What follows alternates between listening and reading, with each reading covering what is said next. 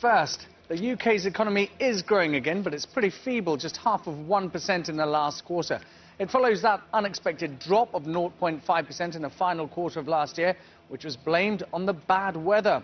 But the Office of National Statistics says underlying growth is still flat. The services sector, which makes up 3/4 of the total economy, grew by 0.9% compared to a decline of 0.6% in the previous quarter.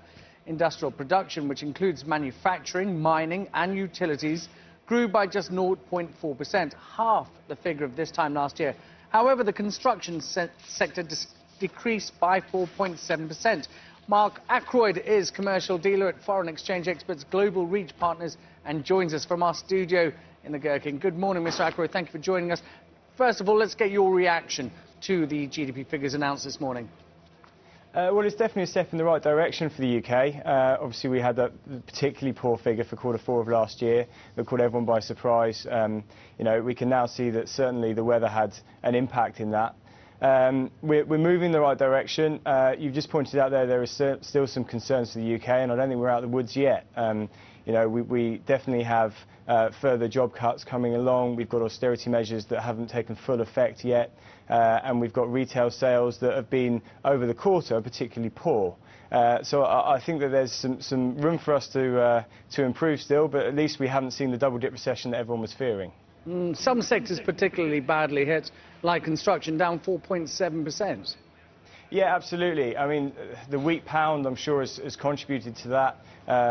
Production costs for construction and other similar industries are very high at the moment. The pound has contributed to that. We've got rising oil prices that everyone hears about. We've got commodity prices at sort of all-time highs as well. And speaking to clients of ours in construction and retail as well, you see anything which has sort of the production costs like that, they've really had a slow start to the year, and I don't expect that to turn around anytime soon, if I'm honest.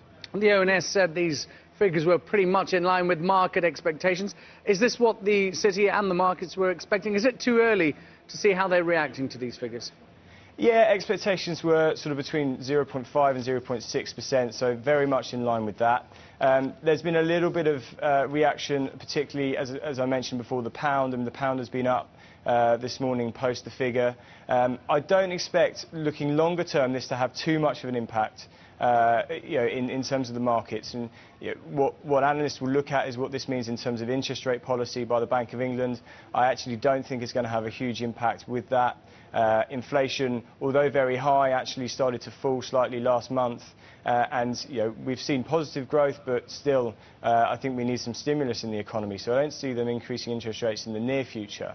And that's the sort of thing that the analysts will be looking most closely at in terms of a market reaction. Mark Ackroyd from Global Reach Partners, thank you for your analysis this morning.